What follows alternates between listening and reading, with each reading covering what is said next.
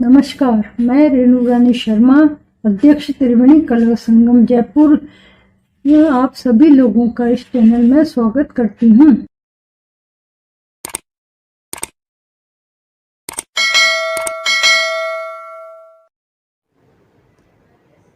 हिंदी साहित्य में रस और अलंकारों का बहुत महत्वपूर्ण स्थान होता है और ख़ास तौर से काव्य में। यदि किसी काव्य में अलंकार युक्त भाषा है तो उसमें चार चांद लग जाते हैं। कवि जो कहना चाहता है उसमें एक रोचकता पैदा होती है और पाठक या श्रोताओं को उस कृति को पढ़ने में या सुनने में बहुत ही आनंद आता है। ये जो कविता है ये एक प्राकृतिक वातावरण की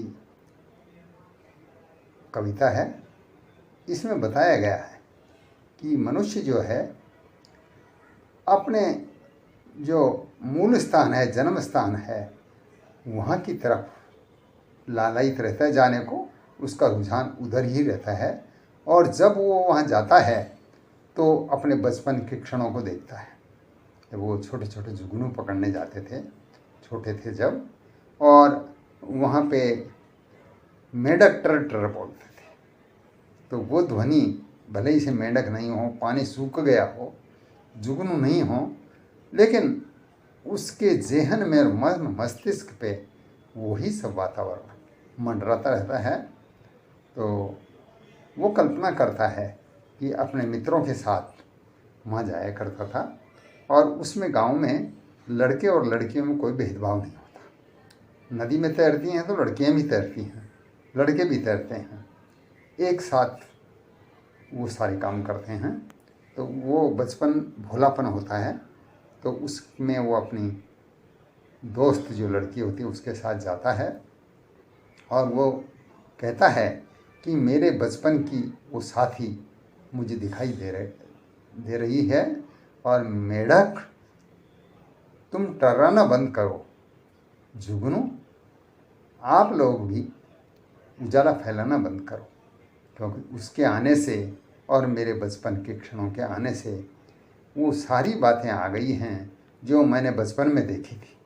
तो इस तरह ये कविता जो है अलंकारिक भाषा से युक्त है और इसमें जो है साहित्यिक वर्णन किया गया है जो हर किसी के मन को बरबसी अपनी ओर खींचता है और मनुष्य को अपने विगत की प्रतिच्छाया देखकर आत्मसंतुष्टि होती है।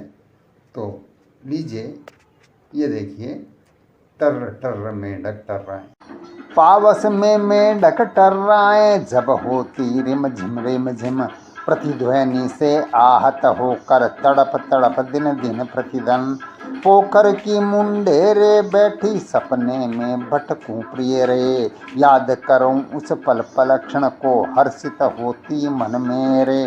कोई कहता पागल हूँ मैं, कोई कहता चित उतरा, मैं ही जानूं प्रीतम बिन क्या हाल हुआ मेरे मन का।